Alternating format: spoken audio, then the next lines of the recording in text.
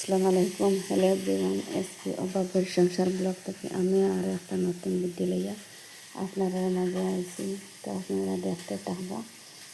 আর এদিকে দেখো অনেক রোদ তুলেছে, অনেক দিন থেকে সাদ্দা ছাড়ে গেছে। আপনারা বাইয়ায় দোকান থেকে সাদ্দা লইয়া আনেন, এটা আরাম পাওয়া যায় না খাইতে। এখন বালি বালি করে বাজা হয়েছে না, তো রোদ দিছে। আজকে চাই বাজিয়া সাদ্দাও বাজা লাগে আর গুয়ামুড়িও বাজিয়া আজকে কুটিয়ার অনেক রোদ তুলিছে না, আর অনেক কাজের মধ্যে এরা 2 দিন আগে ভিডিও দিছি, না হলে কালকে দিছি। ভিডিও দিতে পারি না, সময় নাই। চাউলও ছাড়ে গেছে, ধান লইয়া আনি ফুকানি লাগে, চাল করা লাগে।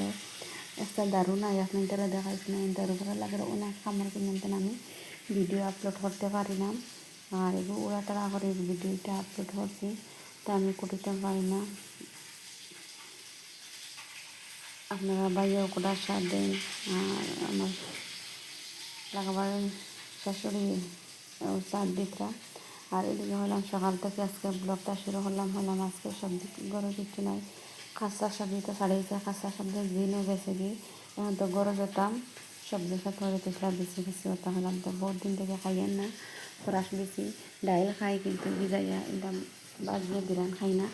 আজকে খাইলাম বাজিয়ে বিরান করলা। এটা আমার বড় 3-4 জনে খাই না, 2-3 জনে খাই। আমার খুব ফেভারিট। আর এইলা কাঁচাওয়ালা বেশি বাজিয়ে খাইতে, সিদ্ধ দিয়ে বিরান করে খাইতে ভালো। আর ফুকানির বাদেও খাইতে আমার অনেক ফেভারিট। আমার মাছ মাংস থেকে ওরকম রান্না করলে আর আমার ভালো লাগে। আমার খুব ছোটোবেলা থেকে আমার অভ্যাস।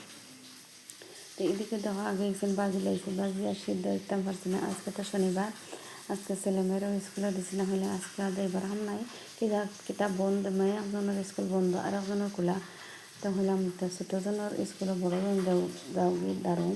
তো ওরা তারা হয় তারা রেডি করে দিয়া হইলাম। তো আজকে কাপড়া চোপড়া দিলে আর এই সপ্তাহ অনেক কাজ বার হয়। আর বেশিরভাগ কাপড় চাপড় সব কিছু বার হয় আর শনিবারে আর রবিবারে। আর এদিকে দেখো আপনার লাগে মাথে আমি এখন বেশি রান্না করে লইলাম। ভিডিওটা দেখে একটা লাইক দিবা, লাইক দিতে কেউ ভুলবা না। যে আপু ভাইয়ারা আমার চ্যানেলে নতুন, প্লিজ আমার চ্যানেলটা সাবস্ক্রাইব করে পাশে থাকবা, পাশের বেল বাটনটা অন করে রাখবা। আর সময় সুযোগ করে আমার ভিডিওটা দেখতে পারবা। আর আগে থেকে যারা আমার ভিডিও দেখে আইছেন তারা কাছে অসংখ্য ধন্যবাদ।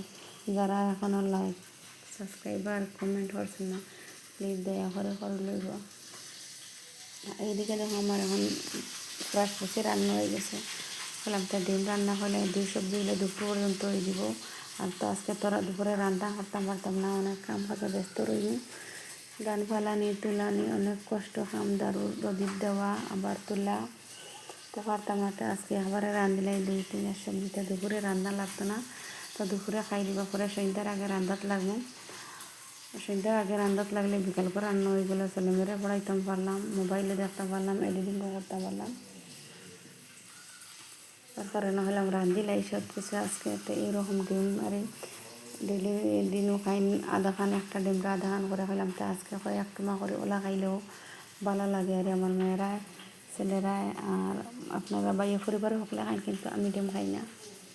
আমি অনেক জিনিস খাই না, আর মাছ মাংস ডিম পুঁটি মাছ লতা কচুমুখি আমার অনেক ফেভারিট আসলে। এটা আমি এখন অ্যালার্জি ফুটে যায়, থাইরয়েডের কারণে খাইতে পারি না। সার্জারিও করার পর থেকে আমি অনেক জিনিসও বাসি লাগে। যদি কোনো সবজি থাকে না গরম, আমি শুধু গরম ভাত দিয়ার বাজারে কাকুর আছে বা পেঁয়াজ কাটে খাইলাম, কিন্তু আমি ডিম মাছ মাংস এটা খাই না। আমার অ্যালার্জি সহ্য হয় না। এদিকেও যখন রান্না শেষ। আল্লাহ হাফিজ, আসসালামু আলাইকুম।